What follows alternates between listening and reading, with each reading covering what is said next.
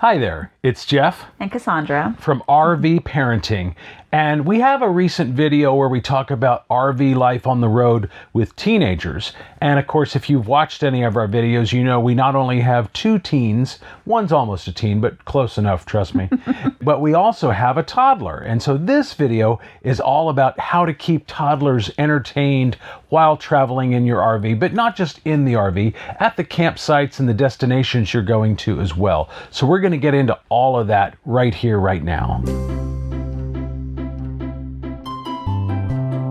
One of the things we found when we were on the road with Layla is she did not like staying seated in the same spot the whole time. And I'm sure most toddlers are like this. I remember the other two vaguely just constant go, go, go, switch, switch, switch. So when you're on the road for 6-7 hours in a day, you know, it's okay to take the car seat. We would switch it from one sofa over to the opposite so that her viewing and she was sitting differently, or she was sitting on the right, move her over to the left. It is annoying. It's a lot of work moving a car seat, but we found that she really enjoyed just that little change of scenery. Would completely, there was no agitation, there was no fussiness, you know, it was a lot smoother. She could just see a different perspective. And of course, positioned over on that couch, she would be able to watch the TV that you see behind us. But there were times she didn't even want to do that. Yeah, no, I mean, after a while, you know, even a toddler gets bored of watching, you know, endless array of cartoons. And we do have another video in case you're curious about watching TV while the RV is in motion, because obviously you're not connected to a campground Wi-Fi. We do have another video that kind of talks about our solution for that, because we do have one, and we can watch, you know, any number of movies or TV shows without having to be connected to Wi-Fi. So look for that video on our channel if you're curious about how we do that. It's always, you know, again, they get bored with it, just like we do on long flights. So it's move the seats around, we found, was the key to it. And the better the view, the more entertained they're going to be. If she can see mountains or the city skyline, that's a lot more pleasant for her than, you know, just going through West Texas where it's flat forever. And luckily, too, this television will lower down. So if she is positioned over there, she can see out this window if we lower the TV. Yeah, don't underestimate the power of scenery.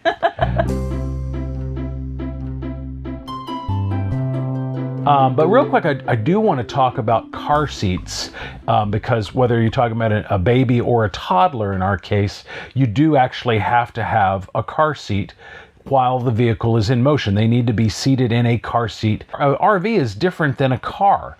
You're not going to typically find tethers, those little attachments that are kind of nestled. Oh, the hooks. The little hooks. You're not going to find those in most RVs. And except for the driver and passenger seats, you're not going to find shoulder harnesses either. They're just lap belts that are bolted to the floor. So that's typically how you're going to be connecting your car seat. If you've never connected a car seat in an RV before, we do have another video that walks you through exactly how to do that. So I'm not going to go through that right now, but I do want to just kind of talk about some of the legalities of car seats, because after all, there's not just one law that covers all of the United States with regards to car seats and RVs. The laws are different in almost every state.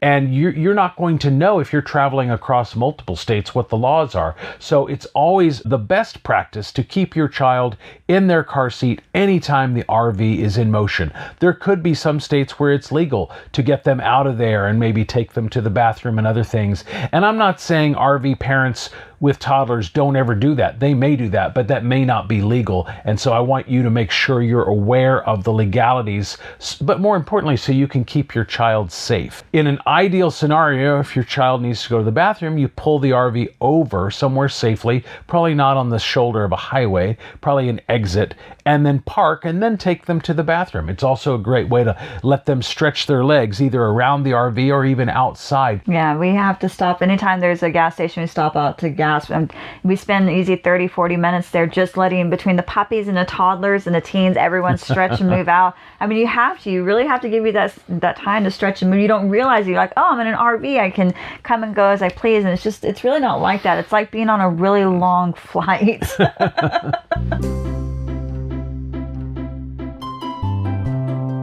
So keeping Layla, our toddler, entertained on the road is a lot easier than you would think. We use a lot of crayons and coloring books, magnetic toys on refrigerators, which is a huge hit for me and Layla. Who doesn't want to build a snowman on the road? We used to do puzzles, but I stay away from those now. They end up underneath our dining room table along with some of the crayons. But I find that those pieces go missing and the toddler doesn't get very happy and she wants to know why it's incomplete. And it just saves you a meltdown. Don't go with puzzles. Or really anything with a lot of small little pieces that can go flying all over the RV when the RV's in motion. Yeah, she has a very small bag of these little toys that she can hold on her hand because she likes to be able to do that.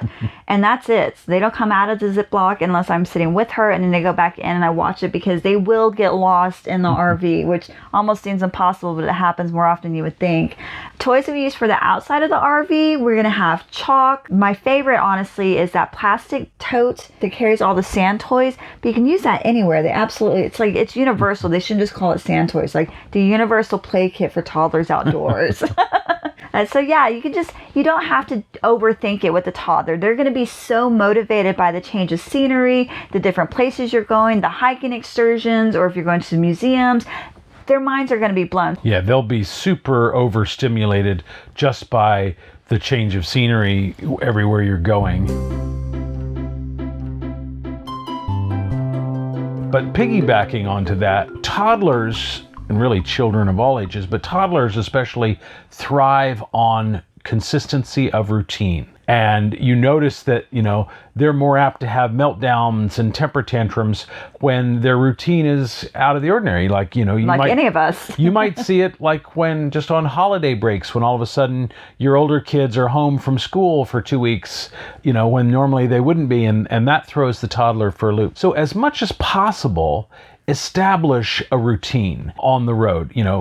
Try and be consistent with meals and bedtime and naps, and this is when you get to watch a show on the TV, and try and have some consistency there. It's not always going to be easy, and it may not even always be possible, but that should definitely be the goal. Establish that routine, try and make it consistent. That'll just bring them a little bit more peace of mind. But again, they're going to be overstimulated from going to all these new places. And for the most part, that'll be exciting to them. But it can kind of throw them for a loop being so far off their normal routine. Yeah, and just tell them what to expect. Tomorrow this is where we're going. We're going to be in the RV for a long time. But when we get there, we're going to see the beach and we're going to go to an old pirate ship.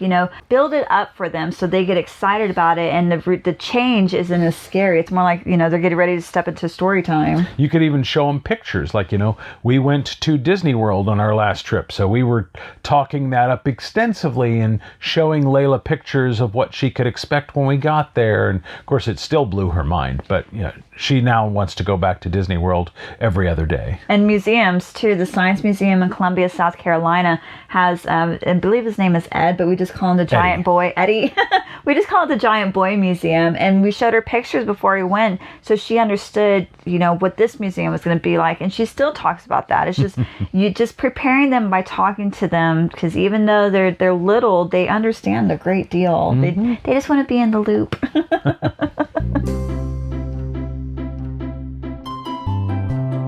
A great thing about toddlers on the road is they don't really care where you go. They are down for whatever, so don't hold back. If you want to go to Vail, Colorado, which I highly recommend going to, we got stranded there, so we know how fun it is. Our RV broke down.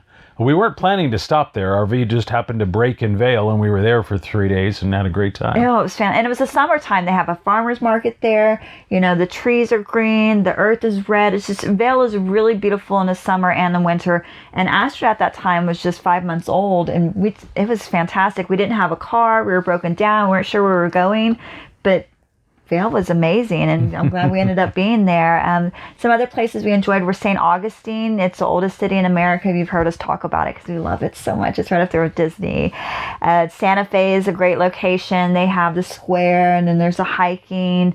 Don't be afraid to dream big on vacation when you have a toddler, because they will literally love everywhere you want to go. There are lots of wine gardens you can go to in Napa Valley. In Texas, you can even do that. And, where there's RV locations nearby. Just be free to live the best life you want to live, and they will go along with you very happily. Because once you have teenagers, you will not find that your kids want to go everywhere that you want to go. They don't want to go anywhere that you want to go. Yeah. So relish it while you can. Exactly. Your toddler will love no matter where you want to go. Yeah, they're going to appreciate it. And so will you, taking that time out to do what you want to do and getting them excited about traveling. It's contagious. Piggybacking on that, I do want to say, though, look for campgrounds that are kid-friendly. And there's two reasons behind this. One is that they're going to have playgrounds and other fun things to do that'll be great to entertain your toddler when you're not trekking off to some destination. You're just in the campground for a few days, and it's just a fun little activity to do. Let them burn off some steam and keep them off of the television. But also, the more kid-friendly a campground is, the more likely you are to run into other families with toddlers, and then, they may not make lifelong friends, but they're going to make friends for that day or that week, however long you're there. And there's a lot of families out there with toddlers. You'd be surprised. I was surprised, honestly. We don't see that many with teenagers, but toddlers for sure. There's no shortage of friends out there. Kids, they'll make a friend in a minute. And we were also surprised, though, but when Cassandra did most of the booking on our last trip of campgrounds, but there are actually some campgrounds that don't allow children. So it's always good to kind of think about that ahead of time, plan it out as much as possible. A lot of these campgrounds don't let you book online, but they will at least hopefully have their rules and policies listed so you can be aware if they even allow children. I wouldn't say the majority are like that, but there are definitely some. Yeah, I definitely experienced that one in Florida. I mean, that's where the birds go, and I don't blame them. Florida is beautiful. I get why people go there to retire. But the locations that said, we're not child friendly, you have to be 21 or older here, or even 55 plus, they did have other recommendations for us, which is how we ended up at the RV location in St. Augustine, which was perfect for us and met all of our needs. So just kind of keep that in mind. If you're going to be in a location where there's snowbirds are landing, make sure you call and read all the fine print before you book. Anyway, that's life on the road with toddlers as we see it. I hope this information helps you. If you like this video, please give us a thumbs up. It sends a great signal to YouTube. Then, of course, smash that subscribe button and the bell notification button too. That way you find out about the next video that we put out. But with that, we'll see you in the next video.